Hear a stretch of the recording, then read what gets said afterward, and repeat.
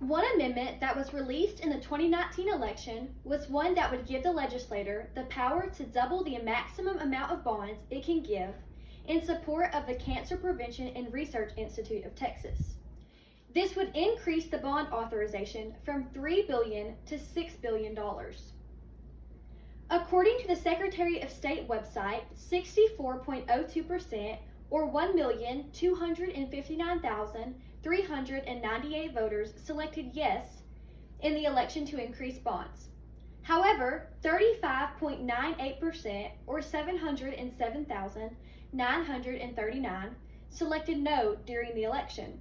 Conclusively, the amendment was adopted as a result of the vote. The constitutional amendment has a multitude of purposes. The main idea behind the amendment was to assist in furthering cancer research in Texas. According to capitol.texas.gov, it was amended by adding Section 67. One thing in which Section 67 states is that the legislature should establish the Cancer Prevention and Research Institution to make grants for funding the Texas Cancer Plan. This, ultimately, could have a major impact on the lives of an abundance of Texans who were diagnosed with any form of cancer. Although the amendment was adopted, it has both pros and cons. According to Ballotpedia, Texas is the world leader in the cancer prevention and research field. By increasing the bond amount, Texas would maintain that position and help to continue Texas' leadership in cancer prevention. Furthermore, Cancer Prevention and Research Institute of Texas has provided thousands of jobs for all fields in the industry.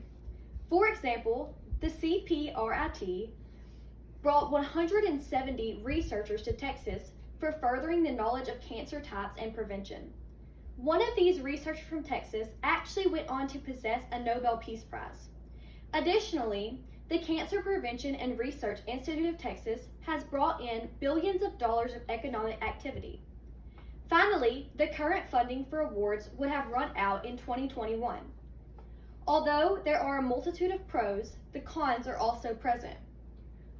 According to Ballotpedia, one con that is present is that current funding for Cancer Prevention and Research Institute of Texas is in effect until 2022.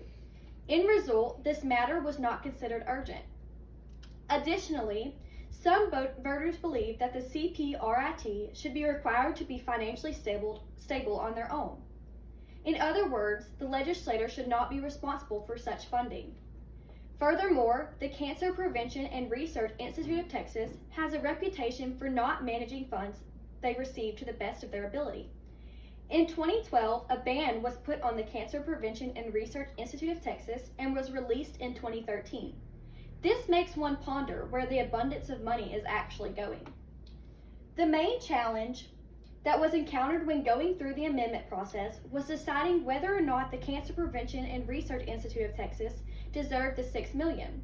However, after deciding both the pros and cons, the decision was an easy one to make. Furthermore, one potential way in which voters would be biased toward the subject is if the subject of cancer hits close to home. The Texans Fighting Cancer led the campaign. Additionally, both Lieutenant Governor Dan Patrick and U.S. Representative Michael McCall were supporters. This group promoted the pros of passing the amendment and demonstrated how it is worthy of state dollars. On the other side, Progress Texas opposed the amendment. This group demonstrated the cons of adopting the amendment for Texas. Progress Texas demonstrated that funding cancer research is not necessary for the government to do.